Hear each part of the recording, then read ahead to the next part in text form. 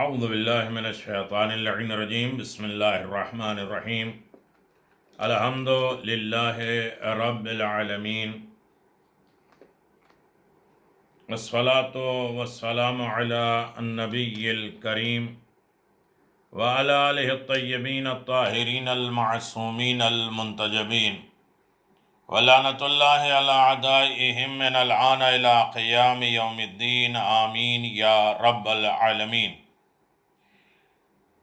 ان اللہ وملائکتہ یصلون علی النبی یا ایھا الذین آمنوا صلوا علیہ وسلموا تسلیما الذین یؤذون اللہ ورسولہ لعنهم اللہ فی الدنیا والآخرہ وأعد لهم عذابا مہینا۔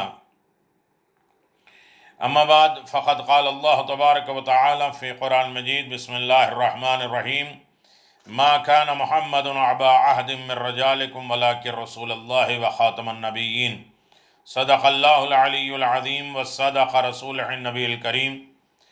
ناظرین گرامی قدر، ابھی تک آپ حضرات نے توحید الہی، عدالت پروردگار، اس ضمن میں کچھ معروضات سماعت فرمائے۔ توحید کی ضرورت، توحید کا لازمہ، توحید کے نتیجے اور اثرات، اسی طرح عدالت کی ضرورت اور عدالت کے اثرات، عدالت کے نتیجے اور فائدے۔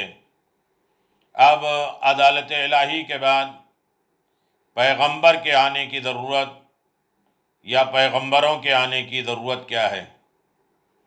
نبی کی ضرورت کیوں ہے اور اللہ نے نبیوں کا سلسلہ کیوں جاری و ساری رکھا ہے؟ دنیا کی عمومی ہدایت، عام طریقے سے ہدایت، کائنات کے تمام وقوع اس قسم کی ہدایت سے مالا مال ہیں۔ ہر طریقے کی ہدایت، انسان لنگڑے لولے غریب فقیر کو دیکھے ہدایت ہے، عقل و شعور اس کے لیے ہدایت ہے، ہر جگہ پہ اونچ نیچ اس کے لیے ہدایت ہے، اور خدا نے جو راستہ اس کے لیے مقین کیا ہے اور معین کیا ہے اسے وہ قہری طور پہ طے کر رہا ہے۔ اس میں کوئی اختیار اسے نہیں ہے۔ دن بدن روز عمر کم ہوتی جا رہی ہے، سانسیں کم ہوتی جا رہی ہیں، قدم بقدم انسان منزل اور موت کی طرف جا رہا ہے۔ وہ ایک مخصوص محور کا طواف کر رہے ہیں، اس سے ہٹ کر نہیں کر سکتے۔ اس کا کہنا ہے کہ کرۂ زمین اپنے مخصوص معین محور پر تیزی کے ساتھ سورج کے چاروں طرف گھوم رہی ہے۔ گیہوں کا دانہ مخصوص زمانے میں زمین میں ڈالا جاتا ہے، وہ رشد اور نمو کے منزل اور اس میں دانے اور بالیاں نکلنا شروع ہو جاتی ہیں۔ ہر لحاظ وہ نیا روپ دھارتا ہے، نظم و ترتیب اور خاص مراحل کے ساتھ اپنے معین راستے کو طے کرتا ہے، یہاں تک کہ خوشادار ہو جاتا ہے، بالیاں دار ہو جاتا ہے۔ انسان بھی اسی کائنات کا ایک جز ہے اور اس کا وجود بھی اس ہدایت کے روشنی میں ہے، اس ہدایت کے اشارے میں ہے۔ اس کا جسم اس ہدایت کی رہبری میں رشد کرتا ہے، کامیاب ہوتا ہے، عقل مند ہوتا ہے اور اپنے پیچیدہ فرائض کو انجام دیتا ہے۔ انسان کا دل بہت ہی دقیق نظر کے تحت کھلتا ہے اور بند ہوتا ہے، اور تمام بدن میں خون پہنچتا ہے۔ ہاضمہ کی مشینری، نفس کا نظام، اعضاء کا اور اعصاب کا سلسلہ، سننے اور دیکھنے کے اعضاء، ہر ایک اپنا اپنا کام انجام دے رہا ہے، اور اس میں سے ہر ایک کو مخصوص ذمہ داری ہے۔ آنکھ کی ذمہ داری اور ہے، ہاتھ کی ذمہ داری اور ہے، بدن کے اور حصوں کی ذمہ داریاں اور ہیں۔ اس بنا پر یہ کائنات تمام وقوع اور اس ہدایت سے مالا مال ہیں، اور وہ اپنی کوشش سے اس کشش کا سراغ لگاتے جا رہے ہیں۔ قرآن اس کشش، اس کھچاؤ اور راہ پیمائی کو خدا کی طرف نسبت دیتا ہے اور ارشاد فرماتا ہے ربنا الذی اعطى كل شیء خلقہ فہدی، سورہ طٰہٰ آیت نمبر 50۔ ہمارا پروردگار وہ ہے کہ جس نے ہر چیز کو پیدا کیا ہے اور پھر اس کی ہدایت کرتا ہے۔ انسان کی مخصوص ہدایت، خدا نے انسان کو راستے میں نہیں چھوڑا ہے وہ جبراً راستے طے کرے، بلکہ انسان کو مختار اور آزاد بنایا ہے تاکہ اپنے کمال کی راہ کو غلط راستوں کے درمیان تلاش کرے اور آزادانہ اسے طے کرے۔ انسان آزاد ہے، انسان آزاد ہے، چاہے وہ رشد و ہدایت اور سیدھے راستے پر گامزن ہو یا کجروی اور بدبختی کو اختیار کرے، لیکن انسان کو اس لیے مخصوص ہدایتوں سے سرفراز کیا ہے تاکہ وہ اپنی ارتقاء، اپنی بلندی اور کمال کی راہ کو پہچان لے اور گمراہی سے بچ کر سعادت مندی کی راہ پر گامزن ہو کر اپنے مقصد کی طرف روانہ ہو جائے۔ یہ مخصوص ہدایت عقل کی اندرونی ہدایت ہے اور خارج میں پیغمبروں کی ہدایت ہے۔ عقل کی ہدایت ہم کہہ چکے ہیں کہ عمومی ہدایت، جنرل ہدایت، انسان کے وجود کے بعض حصے پر حاکم ہے، اور اس عموم تکوینی ہدایت میں کائنات کے دوسرے موجودات اور انسان میں مشترک ہیں، لیکن انسان کے وجود کا دوسرا حصہ عقل کی ہدایت کے دائرے میں ہے، اور یہ حرکت جو کہ عقل کی راہیابی اور راہ پانے کا پرتو میں انجام پاتی ہے، یہ آزادانہ اور اختیار سے انجام پاتی ہے۔ جس وقت انسان دو راہے پہ کھڑا ہوتا ہے اور اس وقت عقل اس کی رہنمائی کرتی ہے اور غلط راستے سے ہٹا کر صحیح راستے پہ لگاتی ہے، اور نیکی کو بد سے جدا کرتی ہے، جھوٹ، فساد، خیانت، ظلم کو برا سمجھتی ہے، اور یہی نیک منشا، امانت، عدالت کو خوبی اور اچھائی شمار کرتی ہے۔ یہ کون کرے گا؟ یہ عقل کرتی ہے۔ عقل کو رہنمائی، عقل کو ہدایت کا ذریعہ قرار دیا۔ ان ہدایتوں کی شعاعیں، لکیریں اور اشاریاں اور اس کی روشنی اور اس کے علامات، انسان کی زندگی ان تمام وسیع پہلوں کے حامل ہونے کے باوجود ان ہدایتوں کی کشش اور رہبری کے احاطے سے باہر نہیں ہے۔ انسان کی بعض کوششیں عزیزہ کی کشش سے انجام پاتی ہیں، اور یقیناً انسان کسی نہ کسی اچھائی سے کھنچتا ہوا اور اس کی کشش کی طرف، اس کے کھچاؤ کی طرف ہدایت حاصل کرتا رہتا ہے۔ پیاس لگتی ہے تو پانی کی طرف دوڑتا ہے، اور کسی موذی جانور کو دیکھتا ہے تو بھاگ جاتا ہے، اور جس سے ڈر لگتا ہے اس سے دور ہوتا ہے۔ اس قسم کے کام طبیعت کے موافق ہے۔ براہ راست لذت اور رنج سے اس کا تعلق لذت بخشی کا ایک قسم کی کشش ہے جو انسان کو اپنی طرف کھینچتی ہے، اور تکلیف وہ کام ہے جو اس کا واقعہ ہے۔ اور یقیناً آپ دیکھیں جو انسان کو اپنے سے دور کر دیتی ہے، واضح رہے کہ ایسے موارد، ایسے کام میں انسان دیگر حیوانات کے مشترک ہے، لیکن انسان کے دوسرے وجود کو جن میں عقل کی رہنمائی اور ہدایت کے تحت جاذبہ، کشش اور ضعف دوری، یعنی کسی طرف کھچاؤ جانا، پانی کی طرف جانا اور سانپ اور بچھو دیکھ کر ڈر جانا، یہ اپنے لیے دفاع اور انسان کو اس کی طرف کھینچتی ہے، نہ اس سے دور کرتا ہے بلکہ اس کی مصلحت کی بنیاد پر جو کہ اس میں چھپی ہوئی ہے، انسان کی عقل اس کو انجام دینے یا ترک کر دینے کا حکم دیتی ہے۔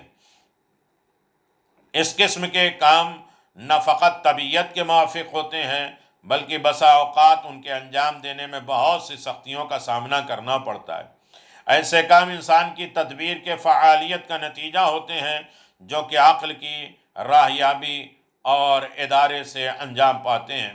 وہ ان کاموں میں عقلی تدبیر کو لذت اور کشش پر غلبہ پاتے ہیں، ایک بیمار کڑوی اور تلخ دوا پینے سے رنجیدہ ہوتے ہیں، لیکن عقل کے حکم کے مطابق انسان پی لیتا ہے، آپریشن کرا لیتا ہے، سختیاں برداشت کر لیتا ہے۔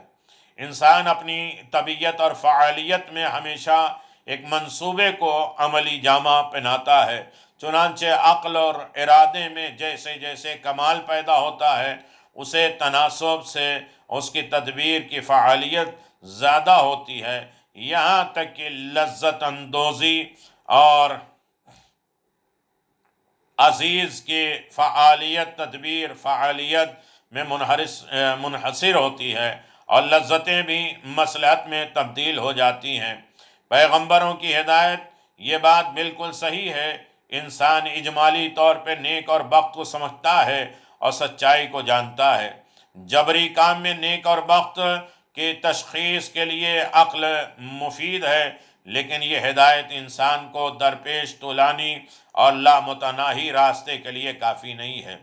عقل کی ہدایت اور اس کی مصلحت جوئی میں زندگی گزارنا بالکل ایسے ہی ہے جیسے ایک اندھیرے اور طوفان والی رات میں بیابان میں معمولی سی روشنی والے چراغ کے سہارے راستے طے کرتا ہے۔ ظاہر ہے کہ اس کی روشنی چند قدم ہی کے راستہ دکھائے گی، ہر لحاظ اس کے بجھ جانے کا خوف رہے گا۔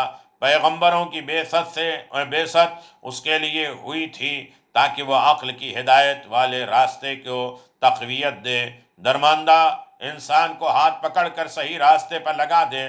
دوسری طرف عقل کو، جس کو خواہشات نفسانی چیلنج کرتی رہتی ہے، اسے ہوا اور ہوس کے تند جھونکوں کے مقابل کے لیے ٹھوس مار دے۔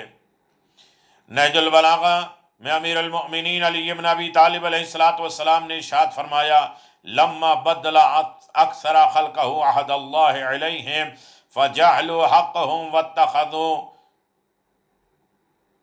اندادا ما استلالهم الشیطان للمعرفہ۔ اگر جب اکثر لوگوں نے یہ عہد خدا کو جو جوئی خدا کے رجحان پر مبنی ہے توڑ دیتا ہے، تو اس کا حق ہے کہ عبادت سے جاہل عبادت رہے۔ اور یقیناً آپ دیکھیں، یہ فطری نعمت کائنات کے سارے وقوع، جو کچھ بھی کائنات میں ہوتا ہے، حوادث ہوتے ہیں، نبوت کے وجود اور نبوت کی ضرورت کے اوپر بات ہو چل رہی ہے۔ کائنات کے سارے وقوع، ساری چیزیں جو وقوع پذیر ہوتی ہیں، ایک قسم کی ہدایت سے مالا مال ہیں، اور خدا نے جو راہ اس کے لیے معین کی ہے وہ قہری ضروری طور پر وہ اس پر گامزن ہے، وہ ہونا ہی ہے۔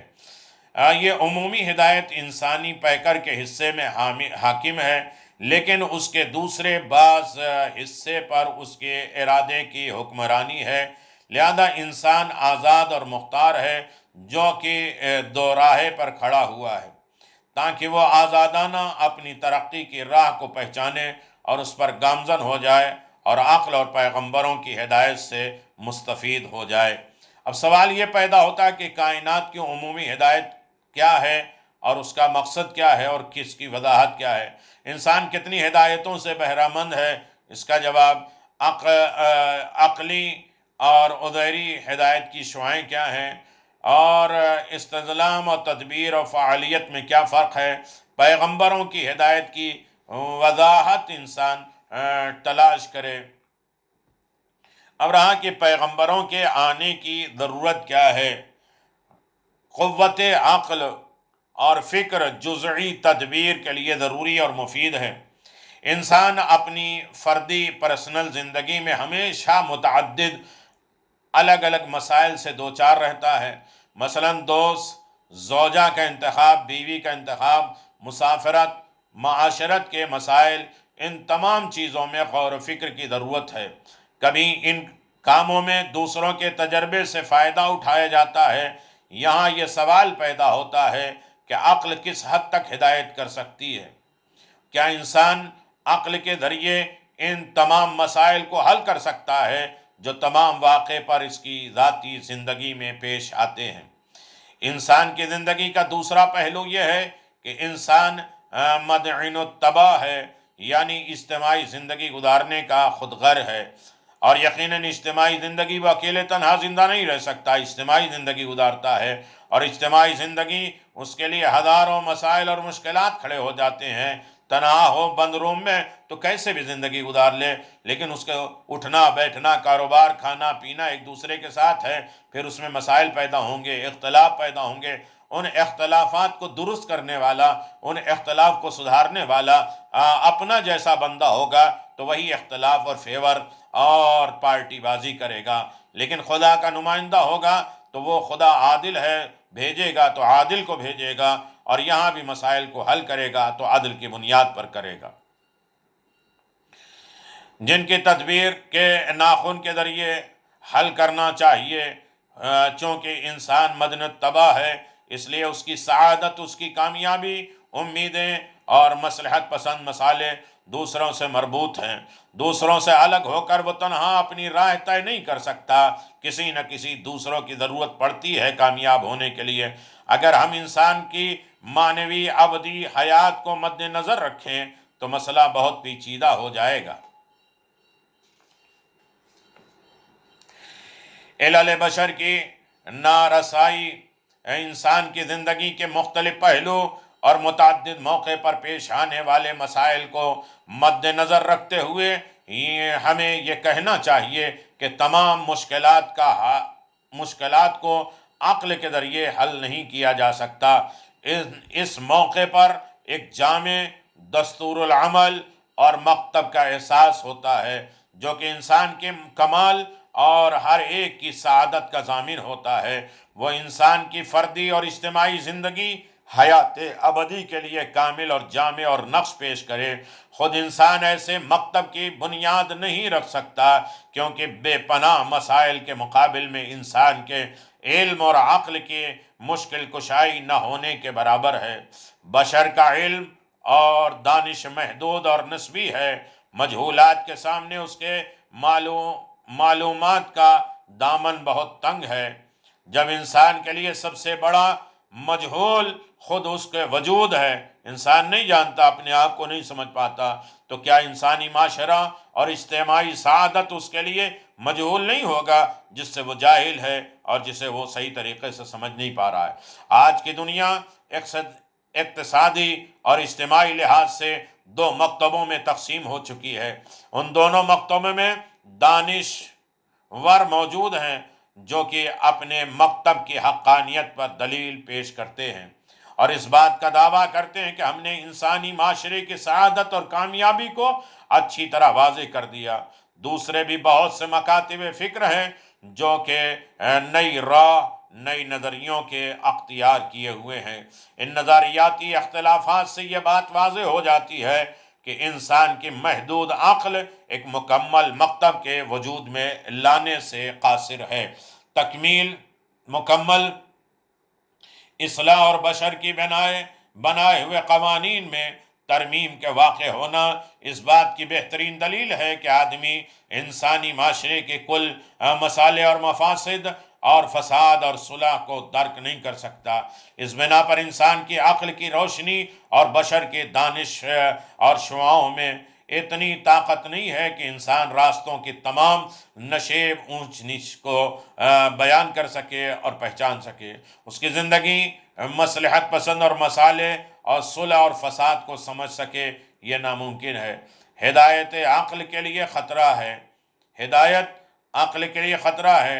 दूसरी तरफ अक्ल की हिदायत हो और हवा और नफ्स और ख्वाहिशात की तुंद और तेज़ हवाओं की ज़द पे हो, इंसान के वजूद का बाद हिस्सा गराइज़ के ज़ेर हुक्म है। इसीलिए कहा जाता है कि अगर इंसान के गराइज़ में एतदाल न हो तो अक्ल कामिल नहीं करती।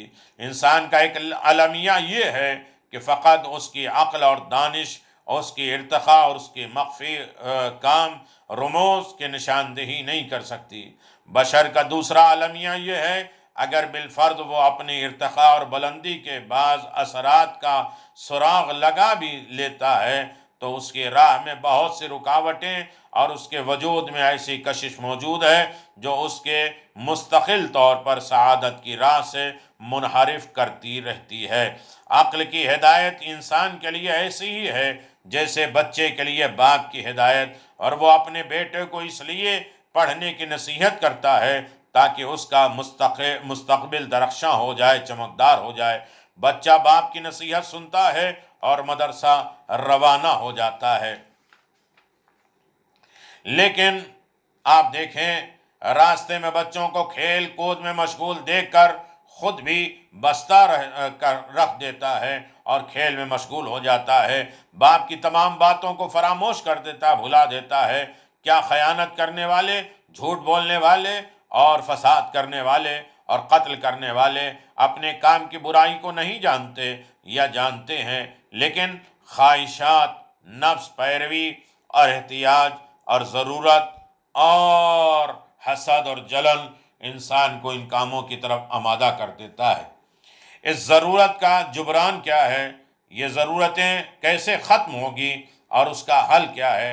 انسان کو چاہیے کہ وہ اپنی ارتقاء، اپنی بلندی کے سفر کو آزادانہ طور پر طے کرے اور ارادے کے تحت اپنے مقصد کی طرف بڑھے، لیکن انسان کی محدود عقل اس راہ کے تمام اونچ نیچ، نشے فراز سے ناآشنا ہے اور اس کی مختلف معلومات بھی آسیب پذیر ہیں۔ اس صورت میں ایک طاقت کی ضرورت کا احساس ہوتا ہے جو کہ عقل کو تمام مسائل کے حل کرنے کی طاقت عطا کرے، جو فردی، اجتماعی اور اخروی زندگی، آخرت کی زندگی، پرسنل اور اجتماعی زندگی اور آخرت کی زندگی میں درپیش ہوں۔ اس کے بعد غرائز کے سرکش طاقت کے مقابل میں ٹھوس بنا دے۔ الہی تصور کائنات کے لحاظ سے ہستی کا نظام ایک متعادل نظام ہے جس میں خلل نہیں ہے۔ اس بنا پر رب العالمین نے اس ضرورت کو بھی پورا کیے بغیر نہیں چھوڑا اور وحی کے ذریعے بشر کی زندگی کے مختلف پہلوؤں کو جامع کامل طور پر معین کیا ہے، اور آدمی کی عقل کو کجروی برائی کی طرف جانے سے بچانے کے ترقی دینے کے لیے اس نے پیغمبر بھیجا۔ نجات ایک کتاب ہے جس میں انسان کو شریعت الہی کی ضرورت اور اس کی طرف وضاحت ہے۔ نوع انسانی کی بقا اور اس کے کمال تک پہنچنے کے لیے شریعت الہی اور پیغمبروں کی ضرورت ابروں پہ بال اگانے، پاؤں کے تلوے کو گہرا بنانے سے بھی زیادہ ضروری ہے۔ ایسے ہی منافع اور فائدہ جو کہ نوع انسانی کی بقا کے لیے مفید ہے، فائدہ مند ہے، اگرچہ بقائے نوع میں اس کی ضرورت نہ ہو۔ پس جب خدا نے معمولی اور غیر ضروری حاجتوں کو بھی پورا کر دیا تو اہم ترین چیزوں کو کیسے نظر انداز کر سکتا ہے جو انسان کی زندگی کا مقصد ہے اور اس کا تعلق اس کے فردی اجتماعی زندگی کی سعادت سے ہے۔ امام رضا علیہ السلام نے فرمایا، اگر کوئی شخص یہ کہے کہ لوگوں پر انبیاء کی معرفت اور ان کی نبوت کا اقرار اور ان کی اطاعت کا یقین کیوں واجب ہے، تو ان کے جواب میں کہا جائے گا کہ ان کی خلقت میں ایسی کوئی چیز موجود نہیں ہے جو ان کو صلح مسائل اور آپس کے معاملات کو پورا کر سکے۔ خدا کی آنکھوں نے نہیں دیکھا جا سکتا، اس سے منزہ ہے، اور بندے اپنے مصالحت سے براہ راست اسے پورا نہیں کر سکتے۔ خدا ڈائریکٹ آ نہیں سکتا۔ فلم وجب علیہ معرفت الرسول ولا اقرب عربہم اذہان۔ اس کے ادراک کے سلسلے میں لوگوں کی ناتوانی واضح ہے، پس خدا لوگوں کے درمیان ایک معصوم پیغمبر واسطہ ہو جو کہ انہیں امر و نہی، واجبات، محرمات، مستحبات، مکروہات بتائے، نیز نفع اور ضرر، فائدہ اور نقصان سے آگاہ کرے، کیونکہ اس کی خلقت میں ایسی کوئی چیز موجود نہیں ہے جو کہ انہیں نفع اور ضرر سے آگاہ کر سکے۔ عقلوں کی توانائی اور اس کے پر تو منور کرنے کے لیے پیغمبر آتے ہیں اور انسان کو رائز اور شہوت اور غضب کو قابو میں رکھنے کا سلیقہ سکھاتے ہیں تاکہ اس کی عقل اور ہوس سے مغلوب نہ ہو اور ان کا نور خاموش نہ ہو جائے۔ انبیاء اور عقل کی تقویت شدہ روشنی کو تقوی کے حصار میں قرار دیتے ہیں، شہوت کے منہ زاویے کے لگام چڑھاتے ہیں، انسان کے اختیار میں دے دیتے ہیں تاکہ وہ انسان کے عظیم مقصد کو حاصل کرنے میں مدد بن سکے۔ اب یہ خلاصہ یہ ہے کہ ہمیں نبوت کی ضرورت کیوں ہے۔ انسان ذاتی اور فردی اور اجتماعی زندگی میں ضروری حیات سے رابطے کے سلسلے میں بہت سے مسائل سے دوچار ہوتا ہے۔ اسے ایک مکمل اور جامع نقش کی ضرورت ہے جو کہ اس کی زندگی کے تمام مشکلات کو حل کر سکے۔ قوت عقل، نسبی دانش، دو خصوصیتیں نارسائی اور غیر محفوظ ہونے کی بنا پر انسان کو اس کے مقصد تک نہیں پہنچاتی۔ الہی تصور کائنات کے روح سے ہستی کا نظام ایک معتدل نظام ہے، اور جس طرح خدا نے انسان کی زندگی میں مؤثر چھوٹی چھوٹی ضرورتوں کو بھی پورا کیا ہے، اسی طرح اس کی اہم ضرورت کو بھی پیغمبروں پر وحی کے ذریعے پورا کر دے گا۔ سوال یہ پیدا ہوتا ہے کہ انسان کی زندگی کے مختلف پہلوؤں کا زاویہ بیان کریں کہ کتنے طریقے کے پہلو پائے جاتے ہیں۔ ہدایت عقل نارسائی بیان کیا جائے۔ ہدایت عقل خطرناک آماجگاہ ہے۔ اس سے کیا مطلب ہے؟ کیا انسان پیغمبر اور وحی کا محتاج ہے؟ کیا خدا نے انسان کو اس کی ضرورت پر متوجہ نہیں کیا ہے؟ یہ ساری چیزیں، اب مسئلہ یہ ہے کہ حکم الہی کی ضرورت پڑتی ہے، اور حکم الہی اللہ کے احکام کو حاصل کرنے کے لیے اسے وحی کی ضرورت پڑتی ہے، اور یقیناً وحی الہی خدا کی طرف سے آتی ہے۔ ہم یہ بیان سن چکے ہیں کہ انسان کی زندگی تین پہلوؤں، فردی، اجتماعی اور اخروی، اکیلا، لوگوں کے ساتھ، اور آخرت کی زندگی کو تشکیل پائی ہے۔ انسان ایسے منصوبے اور دستور العمل کو حاصل کرنے کی فکر میں ہے جو اس کے مسائل کو زندگی کے تمام پہلوؤں میں پورا کر سکے۔ انسان کے محدود عقل دانش ایسا دستور العمل منصوبہ پیش کرنے سے یہاں تک کہ اس کی فردی زندگی کے سلسلے میں بھی قاصر ہے۔ یہ چجائے کہ اجتماعی اور اخروی زندگی کے لیے کوئی نقشہ پیش کر سکے جو کہ پیچیدہ مسئلہ ہو، اور جس طرح مبدأ ابتدائی زندگی تخلیق نے دنیا کے ہر موجود کے اندر کی تقدیر طبیعت رکھی ہے، اسی طرح انسان کی فطرت میں بھی پیام ہدایت رکھا ہے۔ پیغمبر وہ بلند مرتبہ انسان ہے کہ جن کا تعلق مبدأ ہستی سے رہتا ہے، اور اس کے ان فرامین کو لے کر انسان کے اختیار میں دیتے ہیں کہ جو بشر کی دنیاوی اور اخروی زندگی کی سعادت اور کامیابی کا ضامن ہے۔ وحی کیا ہے؟ اس ضمن میں بات ہو، وحی کے معنی عجلت کے ہیں اور رازدار بات کرنے کے ہیں، اور وہ بات جو چھپی ہو، مخفی ہو، اس کی طرف اشارہ اس طرح کی جائے کہ مخاطب وحی لینے والا ہو اور اس کے مفہوم کو سمجھ جائے، اور بھیجنے والا خداوند عالم کی بارگاہ میں بھیجنے والے کے مقصد سے آگاہ ہو جائے۔ پیغمبر اسلام اپنے مخصوص استعداد و طاقت سے براہ راست وحی کے پیغاموں کو مبدأ ابتدائے خلقت سے لیتے ہیں۔ یہ پیغامات ایسے روشن اور نور عطا کرنے والے ہیں کہ پیغمبروں کے پورے وجود کو منور کر دیتے ہیں اور ان پر وہ حقائق آشکار کر دیتے ہیں جو ہم سے پوشیدہ ہیں۔ پیغمبر اسلام روشن پیغاموں کے ذریعے کچھ حقائق نبوت سے باخبر ہوتے ہیں تاکہ دوسروں تک خدا کا پیغام پہنچائیں۔ یہ پیغام اولاً انہی کے قلب پر، دل پر گہرا اثر چھوڑتے ہیں اور ان کی اندرونی طاقت کو جلا بخشتے ہیں، اور ان کے باطن میں ایک عظیم انقلاب قوت پیدا کر دیتے ہیں۔ ایسے انقلاب جو تعمیری اور ثمر بخش रिजल्ट नतीजा बख्श हों और जिनको इज्तिमाई माहौल में बर्पा किया जाए।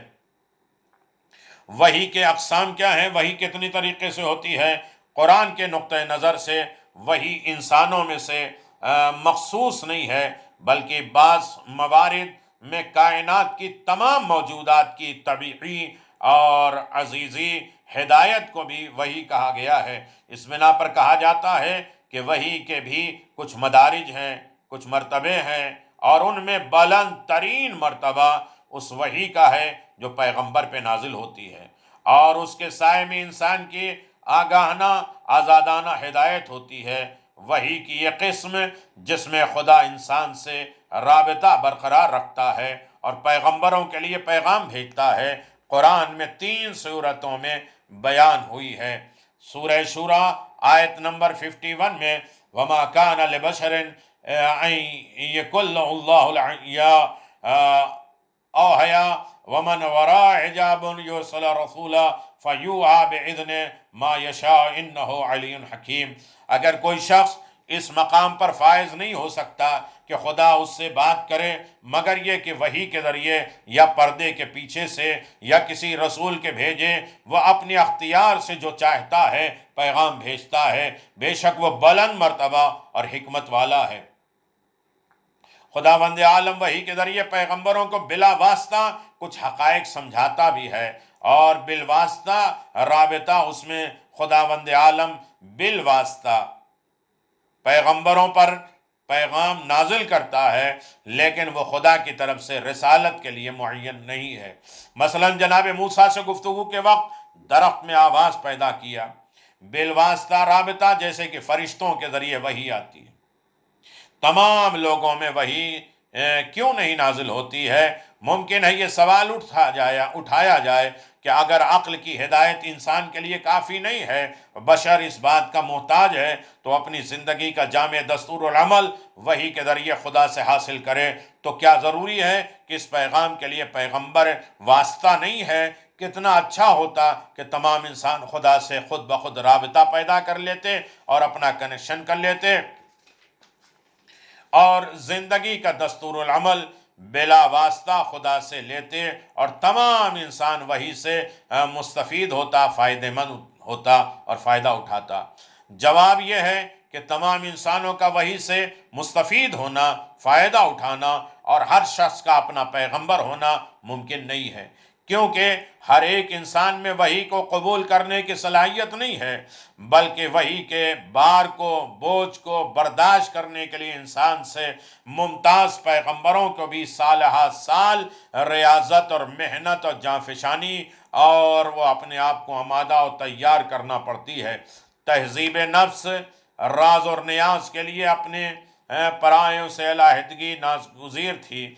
जब साल हा साल के बाद उनके अंदर ये लियाकत और काबिलियत पैदा हो जाती थी, तब फरिश्ते उनके ऊपर वही लेकर नाजिल होते थे, खुदा का नवीद बख्श, खुदा का पैगाम पहुँचाया करते थे।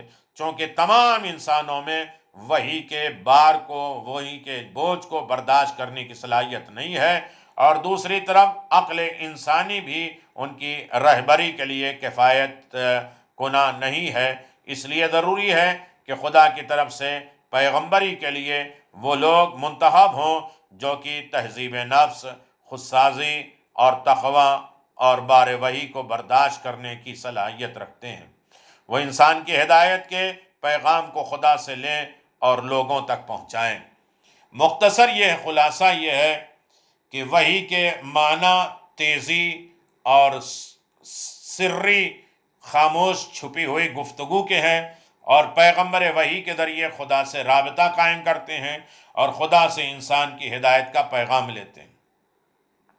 कुरान में वही को इंसान से 3 सूरतों में मखसूस करार दिया है।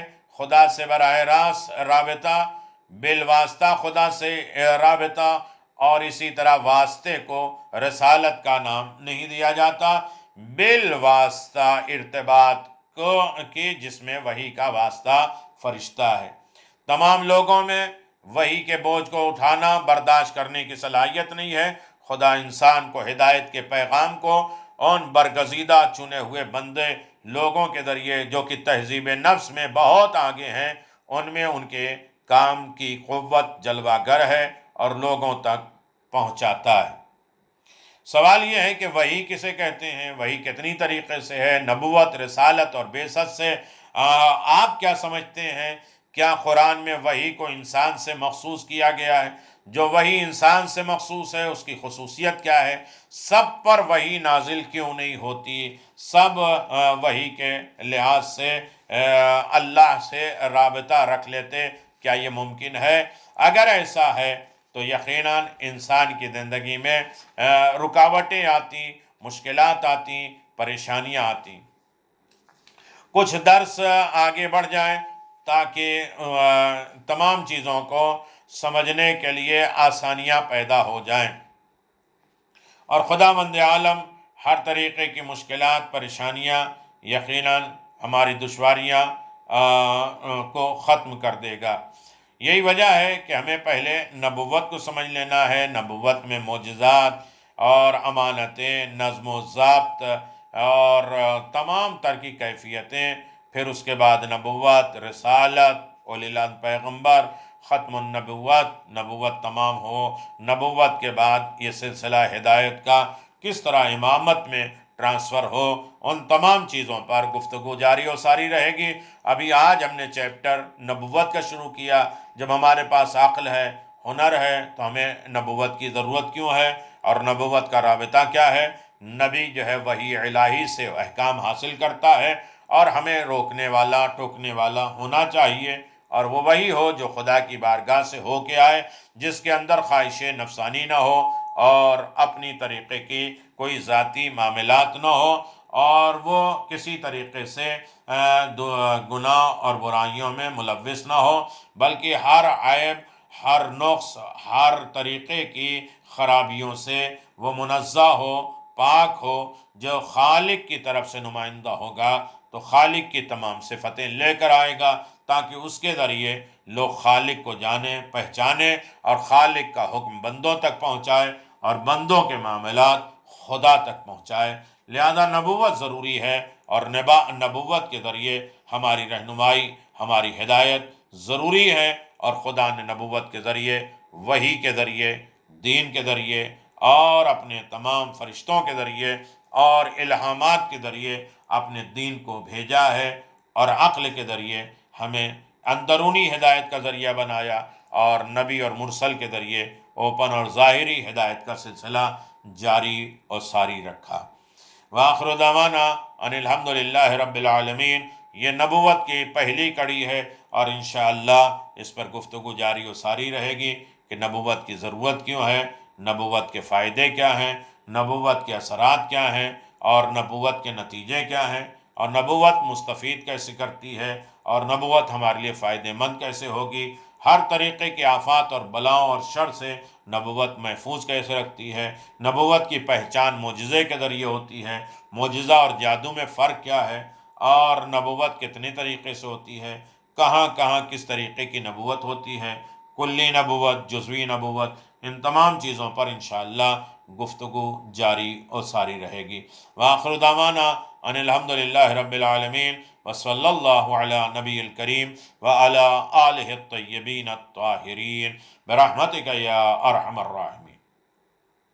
السلام علیکم ائمة الہدی ورحمۃ اللہ وبرکاتہ۔ استودعکم اللہ واقرأ علیکم السلام۔ آمنا باللہ وبالرسول وبما جئتم به ودللتم عليه، اللهم فاكتبنا مع الشاهدين۔